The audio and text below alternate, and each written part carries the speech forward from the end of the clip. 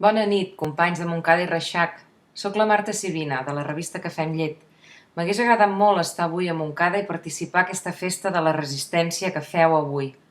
No m'ha estat possible venir, però igualment volia compartir amb vosaltres algunes reflexions. El primer que m'agradaria fer és reivindicar els actes d'avui com una veritable festa.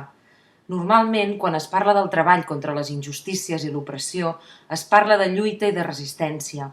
Tots plegats sabem que sense lluita i sense resistència no hi ha esperança possible. Però cal recordar també que la lluita i la resistència són una festa com la que avui esteu celebrant.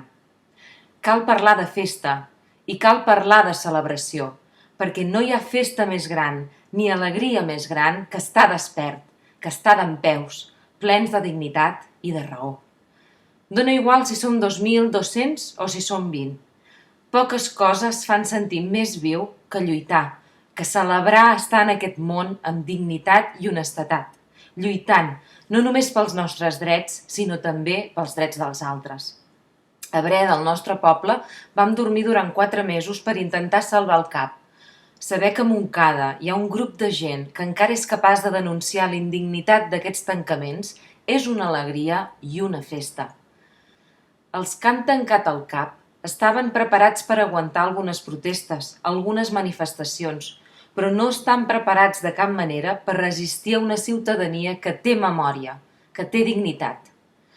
No importa, doncs, si som 2.000, 200 o 20. El que importa és no perdre la dignitat.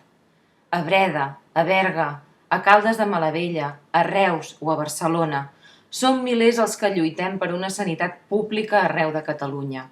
I avui ens sentim representats per aquesta festa que defensa la sanitat i la dignitat. Us vull donar les gràcies per mantenir viva la lluita i la festa de la dignitat. Mentre quedi una persona digna, aquest món té esperança. M'agradaria acomiadar-me compartint amb vosaltres una frase de l'escriptor Albert Camus, que va dir: «L'última paraula és dels que resisteixen». Gràcies, gent de Montcada, per la vostra resistència, que és la de tots nosaltres.